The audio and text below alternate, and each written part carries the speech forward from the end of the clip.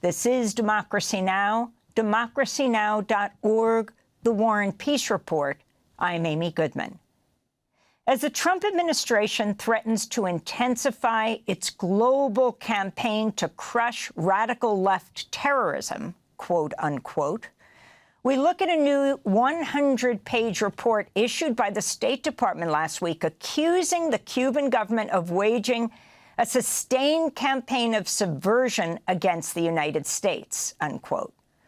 The report claims Cuba's backed a number of groups in the United States, including the National Lawyers Guild, CodePink, Pastors for Peace, and the National Network on Cuba. In March, CodePink and other organizations led a land, sea, and air humanitarian solidarity mission to Cuba called the Nuestra America Convoy, Our America Convoy. Afterwards, the Treasury Department launched an investigation into CodePink. Meanwhile, the Republican-led House Ways and Means Committee subpoenaed 3 left-leaning nonprofit organizations, including Breakthrough News, demanding the independent online news outlet hand over internal communications and financial records. The subpoena also targeted the New York-based political education group People's Forum and Tricontinental Institute for Social Research. Breakthrough News says it's being targeted over its coverage of U.S. mass deportations, ICE abuses, Cuba, Palestine solidarity, and U.S. foreign policy. Breakthrough News has launched a fundraiser to pay for legal expenses. In a statement, the outlet said, quote, "For years, Republican lawmakers have painted a target on our backs, falsely claiming our political views and reporting are part of some foreign plot," unquote. For more, we're joined by 2 guests. In Washington, D.C., Medea Benjamin is co-founder of CodePink. She returned to Cuba in April and is the author of several books on Cuba, including No Free Lunch, Food and Revolution in Cuba Today. And in Beirut, Lebanon, we're joined by Rania Khalek, journalist at Breakthrough News, where she hosts programs Dispatches and BT Live. Her recent Substack post is headlined, "Congress Just Subpoenaed Our Newsroom for Doing Journalism."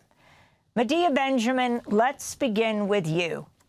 You read the entire State Department report on Cuba.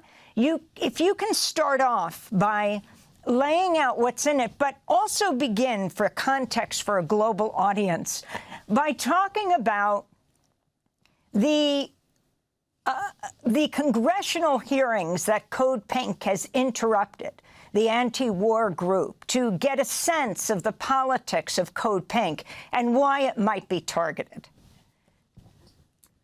Well, just in this last month, we've had an opportunity to speak out at some of the very important congressional hearings when Secretary of War Pete Hegseth was making his case for the U.S. to pay billions of dollars for this unprovoked, reckless war in Iran.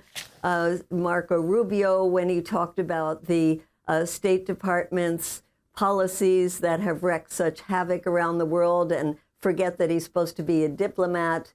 One of the recent ones was Mike Waltz, the U.S. representative to the United Nations, who declared at the United Nations that there was no U.S. blockade on Cuba, and was there telling the members of Congress how well the U.S. war in Iran was going. So these are some of the recent hearings. And yes, it gives a sense of our politics, which is we're a peace organization. We don't want to see the U.S. waging war around the world. We don't want to see the U.S. supporting Israel. We want to live in cooperation. We want our diplomats to be diplomats.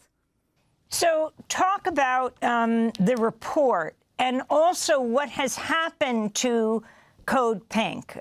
Has CodePink been subpoenaed? Have you personally been subpoenaed? I personally have not. CodePink is being investigated by the Treasury Department as a result of this March trip that you mentioned, the Nuestra America Convoy, where we took humanitarian aid for the children's hospitals to try to help Cuba with the rising infant mortality rates as a result of this brutal blockade. and they are asking us for all kinds of ridiculous information about everything we brought to Cuba, who we gave it to, the receipts. And this is, of course, in the context of the attacks on U.S. organizations and the U.S.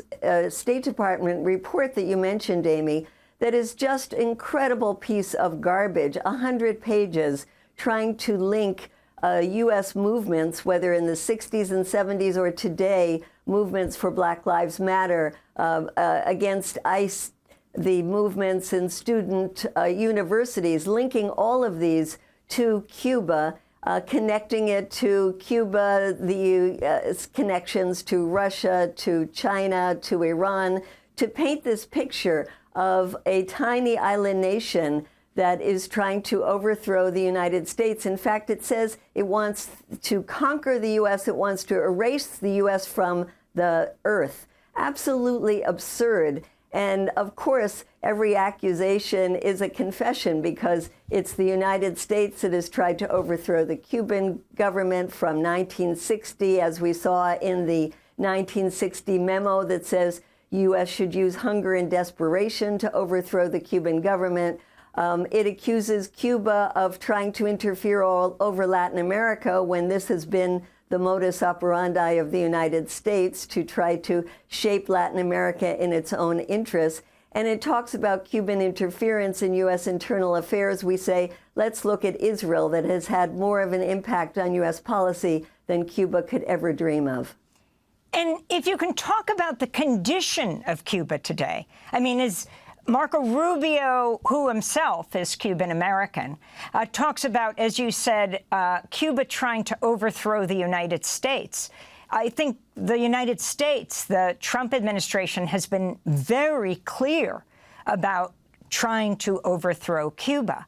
Right now, blackout after blackout, its economy asunder, the sanctions against Cuba, strangling it. If you can talk about the conditions on the ground for this report to be coming out now. It is just criminal what the United States is doing to Cuba. It's had these sanctions for a long time, but they have increased to a new degree that we have never seen before, with an oil blockade that since January, President Trump said not a drop of oil will get into Cuba. There was one Russian tanker, and that's it. Imagine a country that is trying to survive without oil. It means there's not electricity. It means that the roads are empty because there's no public transportation. It means that people's food rots in the refrigerator. And it also means that more babies are dying in the hospitals. More women are giving birth to low-weight babies. It means that people don't have access to cancer medicines and other medicines they need. This is the most cruel policy. And let's remember that Cuba, at one time, was a country that did manage to have infant mortality rates and life expectancy that rivaled the United States, and also a country that spread its message of trying to save lives all around the world with these medical missions that have saved millions of lives in some of the poorest countries in the world, that have organized and built hospitals around the world, that have trained medical doctors. In fact, in the midst of this crisis, they just graduated 1,600 doctors from 71 countries, including Palestine, in Cuba. So the fact that Cuba hasn't been able to survive is quite remarkable, but the situation is catastrophic. Earlier this month, the State Department hosted an international summit where White House advisor Stephen Miller described the left as enemies of civilization. This is part of Stephen Miller's speech. Here in the United States, we have taken the necessary and essential action of formally recognizing left-wing violence as a form of political terrorism that is a direct threat to our national security and the survival of our Republican form of government. President Trump issued a directive. In our parlance, it's called a National Security Presidential Memorandum, or NSPM, NSPM 7 to be exact, that directs, for the first time in American history, all of our law enforcement and intelligence agencies to work together to disrupt, identify, defund, debank, arrest, and prosecute these political terrorists that are operating in our country. It's very important to understand that left-wing political terrorism seeks as its ultimate end the overthrow of our system and form of government. Finally, Medea Benjamin, that's Stephen Miller. If you can respond to what he's saying. Well, what I think is that we are seeing the results of his twisted mind in the attacks on so many of our organizations in the U.S., and it's a time for us to come together. We encourage people to go to the CodePink website. There's a note now that you can sign to send a message to Marco Rubio about what do you think of his garbage Cuba report and attacks on U.S. groups. We can't be intimidated. This is really a moment in history that is so dangerous for us in the United States and for the world. Let's come together and fight harder. So last week, the Republican-led House Ways and Means Committee subpoenaed 3 left-leaning nonprofit organizations, including Breakthrough News, demanding the independent online news outlet hand over internal communications. We're joined now by Rania Khalek, a Beirut-based journalist at Breakthrough News, where she hosts programs Dispatches and BT Live. Your Substack post is headlined, "Congress Just Subpoenaed Our Newsroom for Doing Journalism." And this came out soon after that speech of Stephen Miller and their so-called terrorism summit. If you can respond about what's happening to Breakthrough News and how you're responding to the subpoena. Yeah, thanks so much, Amy. And you're absolutely right. I mean, this subpoena came on the heels of that anti-communist summit where Stephen Miller spoke from that clip you just showed. And on the heels of that Cuba report that basically identified opposition to the blockade in Cuba, as well as all kinds of other criticisms of U.S. foreign policy as being part of some foreign plot. And this subpoena we received is part of a longstanding attack against us. We've been under attack from Trump's right-wing allies in Congress for years now. However, we started receiving letters from the Ways and Means Committee earlier this year, basically pointing to our viewpoints as a problem and justification for why they wanted us to turn over First Amendment protected materials. In fact, in these letters they've been sending us, they specifically mention our coverage of Israel's genocide in Gaza and of the ICE kidnappings and killings across the country that have sparked massive uprisings.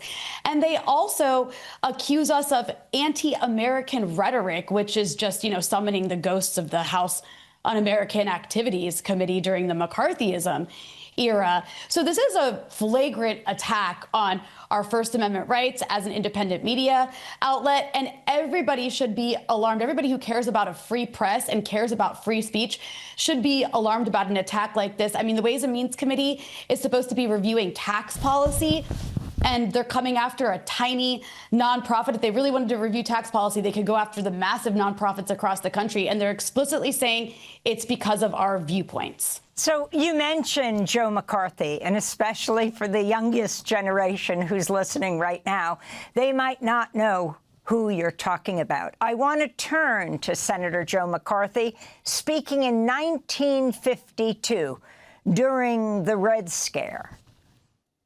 One communist on the faculty of one university is one communist too many. Even if there are only one communist in the State Department, that would still be one communist too many. So that was Wisconsin Senator Joe McCarthy. If you, Rania, can talk about how this is affecting Breakthrough News, having to deal with news and U.S. foreign policy, of course, around the world, and at the same time, how you answer this subpoena. Well, we have legal counsel. Our lawyers have been responding to the letters, and they are aggressively challenging these violations of our constitutional rights. And under no circumstances will Breakthrough News be compromising or surrendering our First Amendment rights or the freedom of the press. So we will absolutely be fighting this through our lawyers. As for the McCarthyism here, Amy, I think it's interesting because there's an important lesson I think we should take from the McCarthyist era, and that is, during that time, they got the public on board. That's the reason it worked. It wasn't the committees. It was because they got the public on board. What's interesting about what's happening right now is they're attempting to criminalize dissent and an independent press because they're losing the argument. You know, we at Breakthrough News, our viewpoints are not fringe, right? It's opposition to the genocide in Gaza. It's, you know, desiring, you know, free healthcare across the U.S. It's opposition to these ICE kidnappings and killings. These are actually in keeping with the majority of Americans across the country. And so this administration is deeply unpopular. Its agenda is unpopular. Meanwhile, we see progressive politics are ascendant. Socialist candidates are winning primaries. The movement, you know, against the genocide in Gaza is growing. So this foreign plot smear is all they have left because they can't win on their merits. And that's what people need to understand this as. So we at Breakthrough News, we're going to continue to do our reporting. People can go to our website, breakthroughnews.org, sign the petition to drop this this attack on the First Amendment. And if you can, donate to our legal expenses, because at the end of the day, we're a tiny outlet. We have a microscopic budget compared to the, you know, massive corporate media outlets that run the airwaves.